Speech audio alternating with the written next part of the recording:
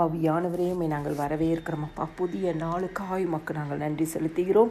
நீதிமொழிகள் 2வது அதிகாரம். கர்த்தர் ஞானத்தை தருகிறார், அவர் வாயினின்று அறிவும் புத்தியும் வரும்.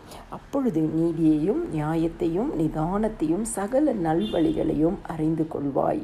கிறிஸ்துக்குள் பிரியமானவர்களே, ஆண்டவராகிய இயேசு கிறிஸ்து ஞானத்தை தருகிற தேவனாயிருக்கிறார். ஞானத்தை தரும் பொழுது ஆண்டவராகிய இயேசு கிறிஸ்து நம்முடைய பாதைகளை காப்பாற்றுகிற தேவனாயிருக்கிறார். அப்பொழுது நீதியையும் நியாயத்தையும் நிதானத்தையும் சகல நல்வழிகளையும் அறிந்து கொள்ளக்கூடிய கிருபைகளை கர்த்தர் நமக்கு தருகிறார். அது மாத்திரமல்ல, ஞானம் நம் இருதயத்தில் பிரவேசித்து அறிவு நம் ஆத்மாவுக்கு இன்பமாயிருக்குமாம்.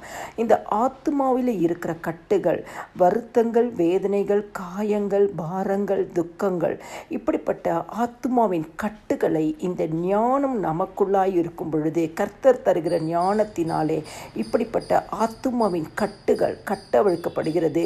ஆத்மாவுக்கு இன்பத்தை தருகிற சூழ்நிலையை கர்த்தர் நமக்கு கொடுக்கிறார். கிறிஸ்துக்குள் பிரியமானவர்களே, ஆண்டவராகிய இயேசு கிறிஸ்துட்டு நாம் ஜெபிக்க வேண்டிய ஒரே ஒரு ஜெபம், ஆண்டவராகிய இயேசு கிறிஸ்துவை பார்த்து, ஏசப்பா எங்களுக்கு இன்னைக்கு ஞானத்தை தாரும் என்று கேட்கும் பொழுது ஆண்டவர் நமக்கு ஞானத்தை தருகிற தேவனாய் இருக்கிறார். ஞானத்தை தரும் பொழுது நம்மளுடைய வழிகள் நீதியாக மாற்றப்படுகிறது. நியாயம் செய்கிற ஞானத்தை கர்த்தர் நமக்கு தருகிறார். நிதானத்தோடு செயல்படுகிற ஞானத்தை கர்த்தர் நமக்கு தருகிறார். சகலவித நல் வழிகளை அறிந்து கொள்ள ஞானத்தை நமக்கு தருகிறார். இந்த ஞானம் நம் இருதயத்திற்குள் பிரவேசிக்கும் பொழுது நம்முடைய ஆத்மாவின் கட்டுகள், உங்கள் துக்கம் சந்தோஷமாய் மாறும், துக்க நாட்கள் முடிந்து போகும் என்று சொன்னது போல ஆண்டவராகிய இயேசு கிறிஸ்துவின் ஞானம் நம் இருதயத்திற்குள் பிரவேசிக்கும் பொழுது நம்முடைய அறிவில், ஆத்மாவில் இன்பமாய் இருக்கும்படியான காரியங்களை வாய்க்க செய்வார். கிறிஸ்துக்குள் பிரியமானவர்களே, ஆண்டுடைய சமூகத்தின் ஞானத்தை கேட்போம்.